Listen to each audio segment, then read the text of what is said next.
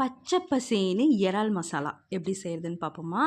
So இதுக்கு தேவையான பொருட்கள், இறாலை நல்லா க்ளீன் பண்ணி எடுத்துக்கோங்க. குடல், நரம்பு எல்லாத்தையும் எடுத்துட்டு, ஸோ இது வந்து ஸ்பெஷல் புதினா கபாப் மசாலா. இது வந்து கடைகளில் கிடைக்கும்.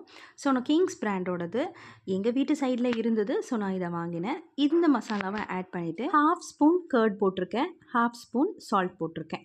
இதை வந்து நல்லா பிரட்டி எடுத்துக்கோங்க. ஜிஞ்சர் கார்லிக் பேஸ்ட் இப்போ போட வேண்டாம். ஃப்ரை பண்ணுறப்ப ஜிஞ்சர் கார்லிக் பேஸ்ட் போட்டோன்னா நல்லா ரோஸ்ட் ஆகி அந்த ஜிஞ்சர் கார்லிக் பேஸ்ட்டோட சூப்பராக இருக்கும் அந்த ஃப்ளேவர்.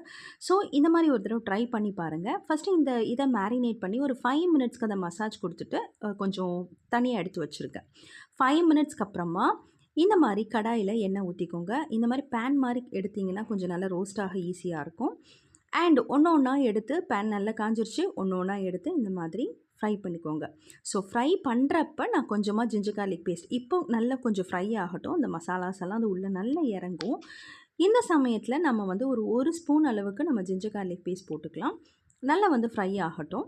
ஸோ ஒரு 5 மினிட்ஸ் வந்து பார்த்திங்கன்னா அது அப்படியே அதோட ரோஸ்ட் ஆகி இந்த மாதிரி வரப்போ ஒரே ஒரு ஸ்பூன் ஜிஞ்சர் கார்லிக் பேஸ்ட் இதோட நான் போட்டுக்கிறேன். நான் ஏன் ஃபஸ்ட்டே ஜிஞ்சர் கார்லிக் பேஸ்ட் போடலை அப்படின்னா, ஜிஞ்சர் கார்லிக் பேஸ்ட் போடுறப்ப ஃபஸ்ட்டு அந்த கீழே அடி பிடிக்கும். அப்போ அந்த மசாலாஸ் வந்து அந்த இறால இறங்காது. ஸோ அதனால் நான் ஒரு ஸ்பூன் இதை வந்து தனியாக போடுறேன். நல்ல ரோஸ்ட் ஆனதுக்கப்புறமா இப்போது ஒரு வெங்காயம், நல்ல ஒரு பெரிய வெங்காயத்தை ஒரு வெங்காயம் குட்டியாக சாப் பண்ணி போட்டுட்டு ஒரு பெல் பெப்பர் எடுத்திருக்கேன், அதாவது குடைமிளகாய். ஸோ இதையும் நல்லா ஒன்று வந்து குட்டி குட்டியாக சாப் பண்ணி எடுத்திருக்கேன். இதையும் நல்லா இதோட ஃப்ரை பண்ணணும். நல்லா இதோட ரோஸ்ட் ஆகணும். ஆக்சுவலி நான் இன்றைக்கி செய்கிறது வந்து ஒரு கிரேவி டைப் தான்.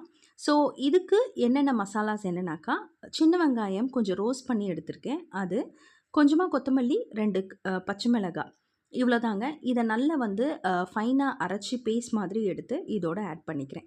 ஸோ இப்போ நான் போடுற எல்லாமே க்ரீன் தாங்க. ஸோ ஏற்கனவே புதினா மசாலா ஆட் பண்ணியிருக்கேன். அப்புறம் கோரியண்டர், பச்சை மிளகாய் அண்ட் சின்ன வெங்காயம் அரைச்சி இதில் சேர்த்துருக்கேன்.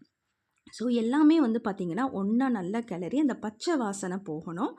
கொஞ்சமாக தண்ணி ஊற்றிக்கலாம் இது. ஏன்னா ஃபஸ்ட்டு நம்ம ஆயிலில் பெரட்டணும், அப்போ அந்த பச்சை வாசனை போயிருக்கும். இப்போ நம்ம வந்து இந்த பச்சை மசாலா வந்து ஆட் பண்ணியிருக்கோம் இல்லையா?